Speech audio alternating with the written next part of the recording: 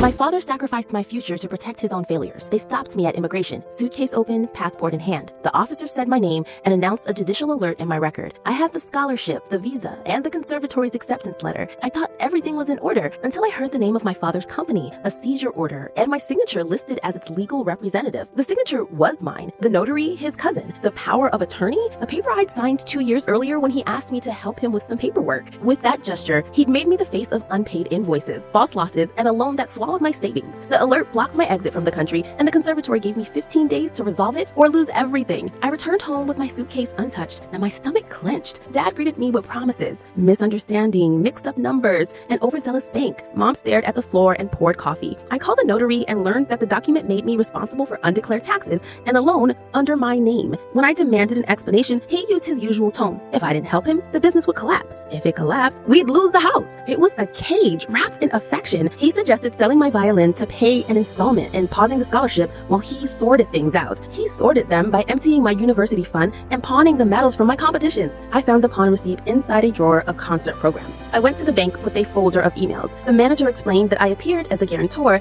and that the delinquency was damaging my credit history. The conservatory would only extend my deadline if the travel restriction was lifted. I filed a complaint for partial identity fraud and abuse of trust. The lawyer told me that blood doesn't erase responsibility. It only makes it harder. At home, my father started speaking from his illness. He showed test results, photos of the factory, memories of candles warming milk. He painted the debt as a fire and handed me the empty bucket. He said I was betraying the family, that if I testified against him, he wouldn't survive. I slept with the suitcase by my feet, as if it were still my ticket. At dawn, I found an email from the accountant, shield the man through the daughter. I took that to the prosecutor's office. My voice shook as I recounted each signature. There was no epic moment, only cold hands. They said if I corroborated, they could remove my name from the company and negotiate a non-custodial sentence for him. I confronted him alone. I told him I was resigning from the company, that my name should be erased from every document, and that I would testify. He called me ungrateful and ambitious, just like his father, who had gone bankrupt and left debts all over the neighborhood. That comparison steadied me. I would not inherit him. The resolution arrived on day 15. The alert was lifted, my passport became a book again,